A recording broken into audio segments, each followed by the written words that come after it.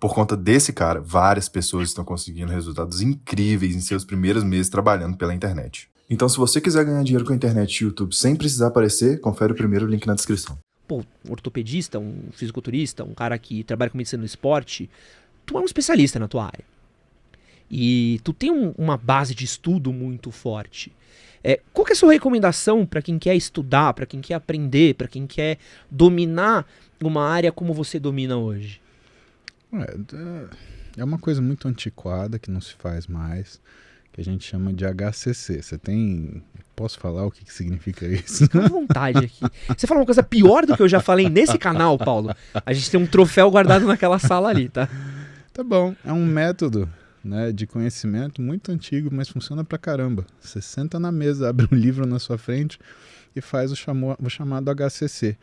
Hora de cu na cadeira. Funciona para um caralho. Você quer saber, cara?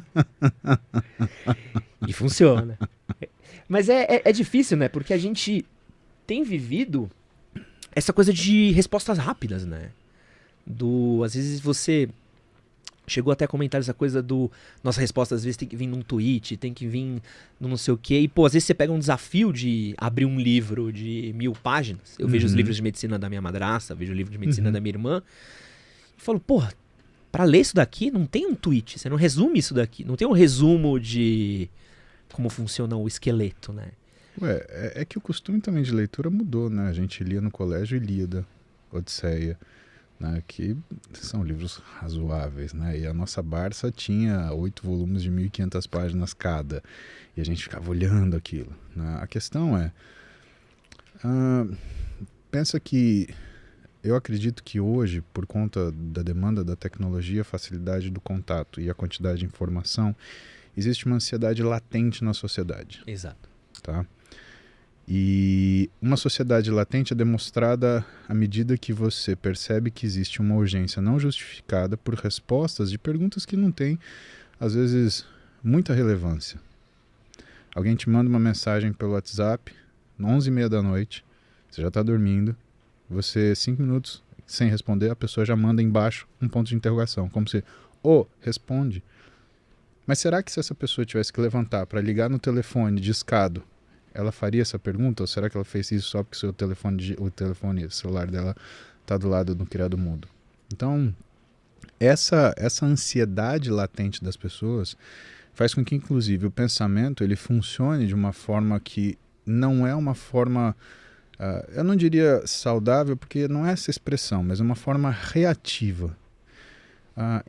Você tem ideia de qual a velocidade que você pensa em números de palavras por minuto quando você está estressado, Edson? Na minha cabeça de pato Donald, Paulo? Sim. Deve passar 1 bilhão de xingamento quando eu tô puto. Fácil. 1 bilhão não chega a ser, mas pensa assim, o número de palavras, por minuto. Sei lá, umas 100. São 1000 palavras por minuto. Caramba. Entendeu? Porque a gente fica fora de si quando a gente está nervoso, ansioso. E aí a gente acaba levando isso pro estudo. Só que o estudo ele é importante, ou a leitura ela é importante, porque ela faz o quê? Ela faz uma lentificação do seu pensamento. Por isso que quando eu tenho pacientes que têm dificuldade de acesso ao sono, né, a primeira coisa que eu pergunto para eles, antes de recomendar qualquer tipo de medicação ou tratamento é: você tem televisão no seu quarto? Você deixa o seu telefone do lado da sua cama? Você fica olhando rede social antes de dormir? Essa comunicação ela é mais próxima da ansiedade do que, na verdade, do que é a necessidade que a gente tem de se controlar numa fase antes do sono. Por que você pegar um livro te faz bem à noite? Porque quando você abre um livro e começa a ler, você obriga a tua mente a funcionar na velocidade da sua leitura. Então aquilo te desacelera e te coloca num ponto bom para dormir. Se você teve uma apreensão boa, você vai sonhar com aquilo que é a última coisa que você leu, de alguma forma. Porque é assim que as memórias processam no nosso cérebro, né? A gente junta tudo num lugar chamado hipocampo. Existe um processo chamado corticalização, onde essas memórias elas ascendem para os locais que são específicos das suas reservas. Então, música para um lugar, matemática para outro, conhecimento para outro, comportamento, sentimento. E, mais interessante, as memórias que têm links duplos. Então, por exemplo, o sujeito ele estava, antes da prova, olhando um determinado material, que ele estava nervoso E ele precisava decorar aquilo para a prova.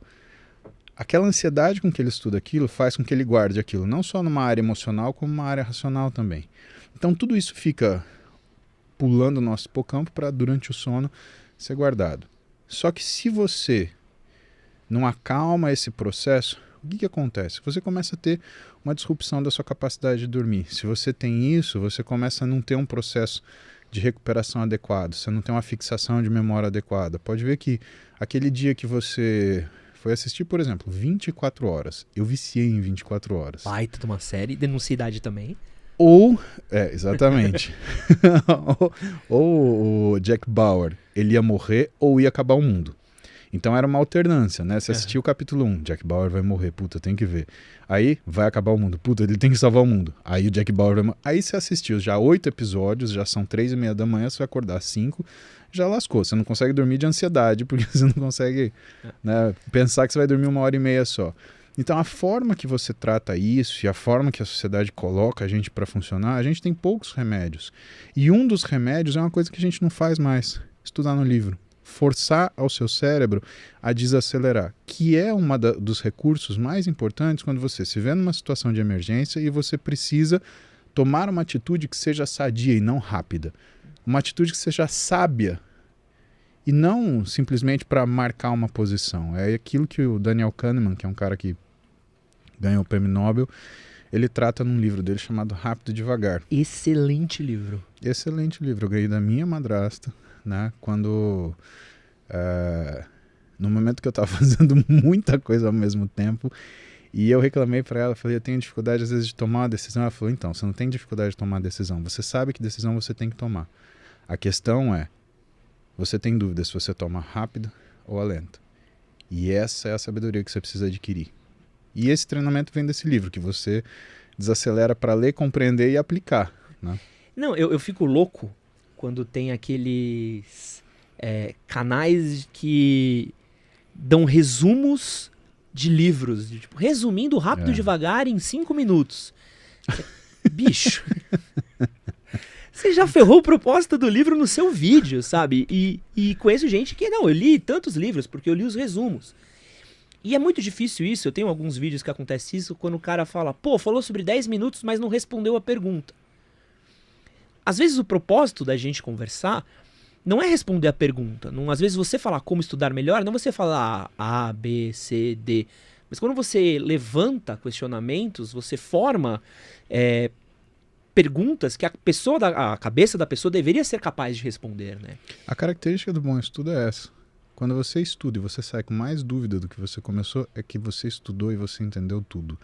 Se você estudou e você não tem nenhuma dúvida, significa que você não conseguiu segurar absolutamente nada. E essa necessidade de resumo, eu estou absolutamente contigo. Vamos resumir Romeu e Julieta. O cabra curtiu a menina, só que aí deu errado, eles se mataram, só que na verdade um não morreu. E aí? E aí ferrou tudo. Acabou, resumiu Romeu e Julieta. Quer dizer, você pegou uma obra do Shakespeare e transformou num cocô de passarinho, né? E as pessoas fazem isso, Edson, com tudo. Elas fazem isso com as profissões, elas fazem isso com as relações interpessoais, elas fazem isso com as suas relações amorosas. O que é essa questão descartável hoje das pessoas, esses relacionamentos descartáveis, né? Parece que você está, né, roubando um raciocínio do Fight Club, né? É um single serving love, né? Você chega no avião, tem aquela geleia que você vai passar uma vez na ponta da faca para comer naquele meio pedaço de pão que você vai acabar com uma mordida, né? E as pessoas saem mais carentes desses relacionamentos. Por quê? Porque elas têm a finalidade, que às vezes é uma relação sexual, né? Só que cadê aquilo que elas querem? Que é sentir o próprio valor, que aí a gente volta na primeira premissa, né? Que é a conquista. Esse que é a brincadeira, esse que é o fight.